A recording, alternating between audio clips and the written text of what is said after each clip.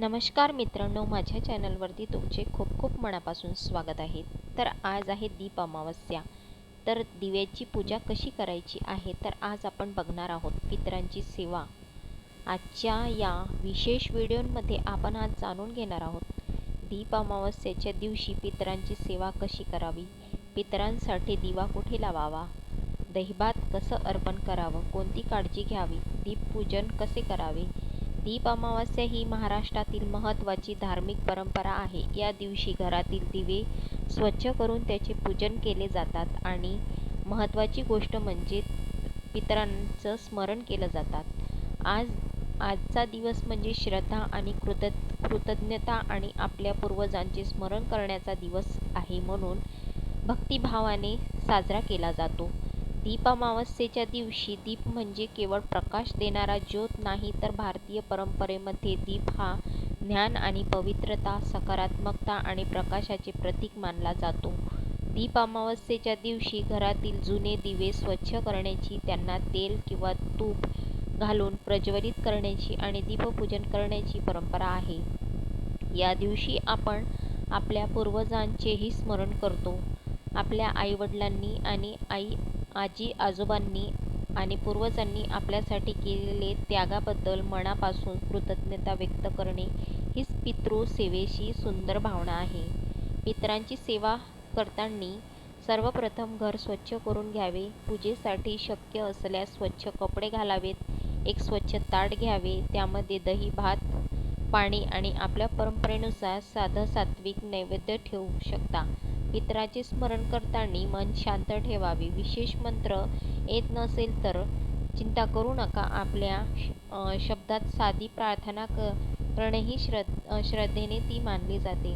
उदाहरणार्थ की हे माझे ज्ञात अज्ञात पूर्वजांनो, आज दीप अमावस्येच्या दिवशी मी आपल्या प्रेमाने स्मरण करीत आहे. आपल्या कृपेने आमच्या कुटुंबात सुख, शांती, आरोग्य आणि सद्बुद्धी राहो. आमच्याकडून झालेल्या चुका क्षमा कराव्यात. पितरांसाठी दिवा कुठे लावायचा तर काही धार्मिक परंपरेनुसार पितरांसाठी एक दिवा दक्षिण दिशेला ठेवण्याची पद्धत आहे, पण यासाठी कणकेचा दिवा करण्याचीही प्रथा आहे. कणकेचा दिवा छोटा दिवा तयार करा आणि त्यामध्ये तुपाचं किंवा तेलाचं वात घाला. तूप असेल तर फारच चांगलं, नसेल तर तेलाचा तुम्ही सुद्धा लावू शकता. दिवा सुरक्षित जागेवर ठेवावा. जिथे पाणी लागत नाही, तिथे हवा लागत नाही, अशा दक्षिणमुखी दिशेला तुम्हाला दिवा ठेवायचा आहे. मोबाईलच्या कंपासऐवजी घरातील जाणकार व्यक्ती किंवा आपल्या कुटुंबातील पारंपरिक पद्धतीनुसारच दिशा निश्चित करा, कारण की सर्वात महत्त्वाची म्हणजे दिशा आहे. दिवा पडणार नाही, आग लागण्याची धोका होणार नाही आणि आपल्या मुलाच्या अवाक्य बाहेर असेल त्या काळजी घ्यायची आहे. दिवा लावताना मनात म्हणा की माझ्या सर्व ज्ञात अज्ञात पितरांनो, हे दिवा अर्पण त्याला शांती लाभो आणि त्यांच्या स्मरणातून आमच्या कुटुंबांवर सद्बुद्धी मिळो. दही भात हा पितरांसाठी कुठे दाखवायचा आहे तर आपण महत्त्वाचा भाग म्हणजे दही भातचा नैवेद्य कुठे दाखवायचा तर दही भात हा साधा सात्विक पदार्थ आहे. ताजा शिजवलेला भात थंड झाल्यावर त्यामध्ये ताजे दही मिसळायचे आहे. आपल्या कुटुंबाच्या परंपरेनुसार त्यात थोडं दूध किंवा साधे मीठ घालायचे असल्यास तसेच करू शकता. मात्र पितृ नैवेद्यासाठी कोणती पद्धत योग्य आहे त्याबद्दल कुटुंबाची काळजी घ्यावी. दहीभात स्वच्छ ताटातच वाढावा.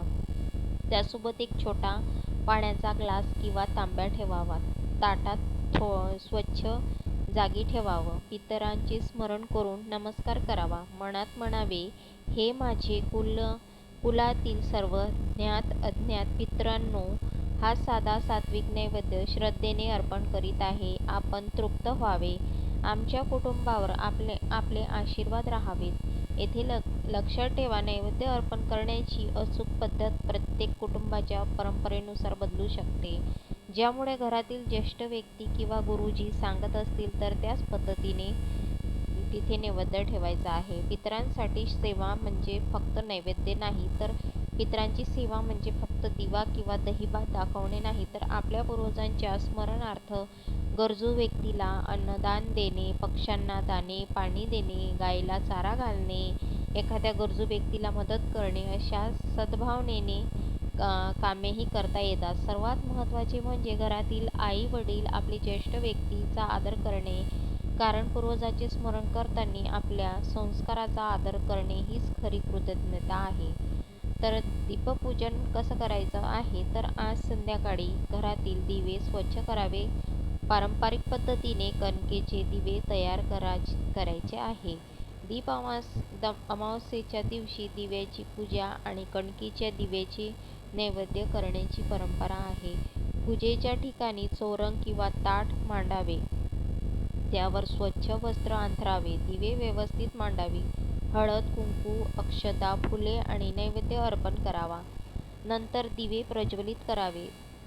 दीपाला नमस्कार करून प्रार्थना करावी. शुभम करोति कल्याणम आरोग्यम धनसंपदा शत्रुबुद्धी विनाशाय दीपज्योती नमस्तुते. यानंतर कुटुंबातील सर्वांनी दिव्याला नमस्कार करावा.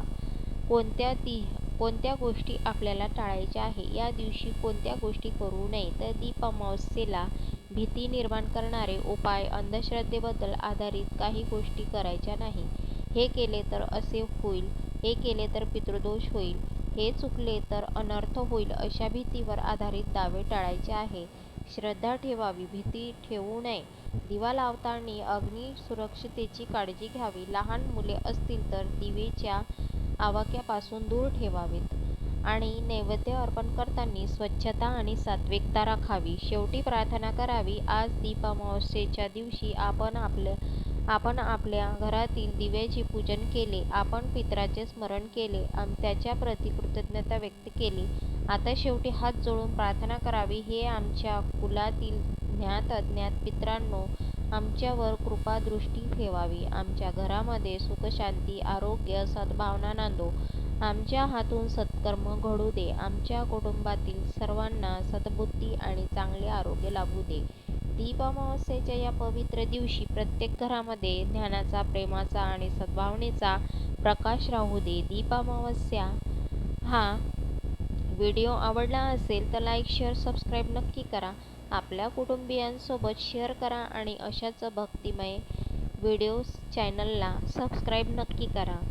आवडला असेल तर कमेंट बॉक्समध्ये श्री स्वामी समर्थ लिहायला विसरू नका.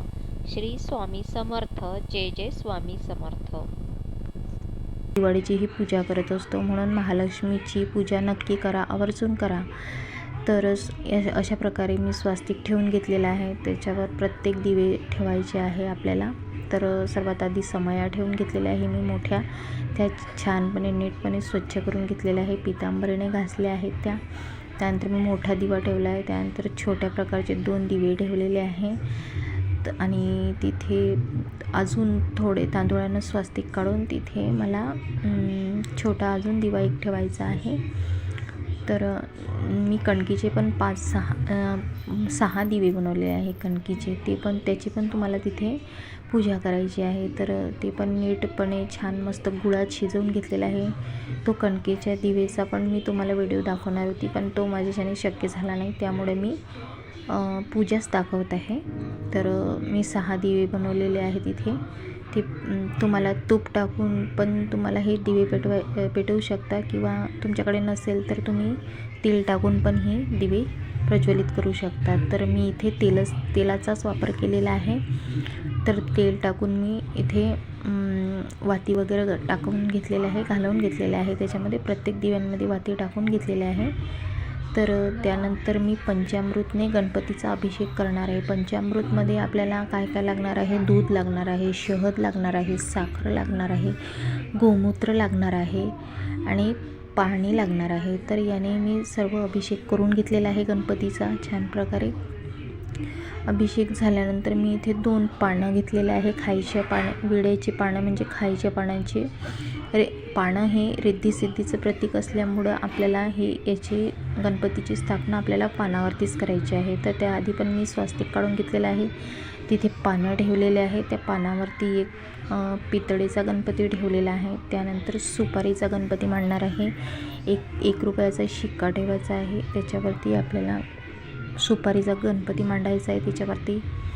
तर अशा प्रकारेच तुम्ही पण ही पूजा करा. आणि त्यानंतर मी इथे हळद कुंकू वाहलेलं आहे गणपतीला आणि अष्टगंधसुद्धा वाहलेला आहे. हळद कुंकू अक्षदासुद्धा वाहलेल्या आहेत. तर आपल्याला सुपारीची पण गणपतीची पूजा अशीच करायची आहे. तर अशा प्रकारे मी इथे वाढून घेतलेलं आहे. त्यानंतर मला दिव्याची पूजा करायची आहे. तर मी दिव्याची पण पूजा तशाच प्रकारे केलेली आहे हळद कुंकू. तर अशीच प्रकारे तुम्ही पण पूजा करा. हळद कुंकू वाहून अक्षदा वाहून अष्टगंध लावून तुम्हाला अक्षत कुंकू व्हायचे आहे. प्रत्येक दिव्यांना तुम्हाला अशाच प्रकारे 5-5 ओटे लावायचे आहे. हळद कुंकू अक्षदा वगैरे वाहून. दिवा हे आपल्या घरचा अंधकार दूर करणारा एक असा दिवा आहे. त्याच्यामुळे तुम्हाला वर्षभर त्याचा प्रकाश मिळतो. त्यामुळे आज दीप अमावस्या असल्यामुळं हे दिव्यांची आपल्याला आवर्जून पूजा करायची आहे. कारण दिव्यामुळंच आपल्या घरात लक्ष्मीचा वास होतो, लक्ष्मी प्राप्त होते, धनधान्याने बरकत येते. त्यामुळे आपल्याला ही दिवाळीलासुद्धा दिव्याचं फार महत्त्व दिलेलं आहे. म्हणून हे दीप अमावस्या आहे, त्यामुळं आपल्याला ही दिव्याची पूजा करायची आहे. तर जेव्हा आपल्या घरामध्ये अंधार होतो तेव्हा आपल्याला दिवाच आपल्याला प्रकाशित करतो आणि आपल्या जीवनातला अंधकार दूर करतो. त्यामुळे दिवा हा आपल्या जीवनातला फार महत्त्वाचा एक म्हणजे एक वस्तू आहे. तर तुम्ही अशी दीप अमावस्येला अशाच प्रकारे तुम्ही पूजा करा. इथं फुलं पण सुद्धा वाहिलेली आहेत मी. तर आषाढ अमावस्येचं म्हणजे श्रावण महिन्यातली ही अमावस्या असल्यामुळं मी इथे दुर्वा पण वाहिलेला आहे. म्हणजे प्रत्येक समयला दुर्वा पण वाहिलेला आहे. छोटी मोठी असो, लहान दिवे वगैरे सर्वांना मी इथे दुर्वा अर्पित केलेला आहे. कारण की श्रावणातली असल्यामुळं आपल्याला इथे दुर्वा पण अर्पित करायचा आहे. तर त्यानंतर